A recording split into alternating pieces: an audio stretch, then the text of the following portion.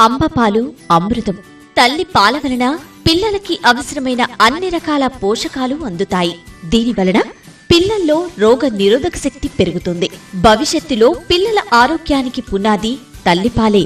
పిల్లలకి తల్లిపాలు ఇవ్వడం వల్ల తల్లి బిడ్డ ఇద్దరూ ఆరోగ్యంగా ఉంటారు.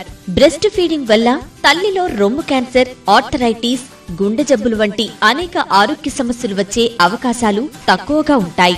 పాలు ఇచ్చే తల్లులు శారీరక శుభ్రత పాటించడం చాలా ముఖ్యం. అలాగే పిల్లల నోటిని ఎప్పటికప్పుడు శుభ్రంగా ఉంచండి. పాలిచ్చే తల్లులు పౌష్టికాహారం తీసుకోవడం చాలా ముఖ్యం. పిల్లలకు పాలిచ్చినన్ని రోజులు కెఫిన్, కోలా, కారం, మసాలాలు ఎక్కువగా తీసుకోకండి. పిల్లలకు పాలివ్వడం వలన రొమ్ముల రూపం, సైజు మారిపోతాయని చాలా మంది అనుకుంటారు. అది నిజం కాదు. నిజానికి ప్రెగ్నెన్సీ సమయంలోనే రొమ్ములలో మార్పు వస్తుంది. తల్లి పాలివ్వడం వలన ఎలాంటి మార్పు రాదని డాక్టర్లు చెబుతున్నారు.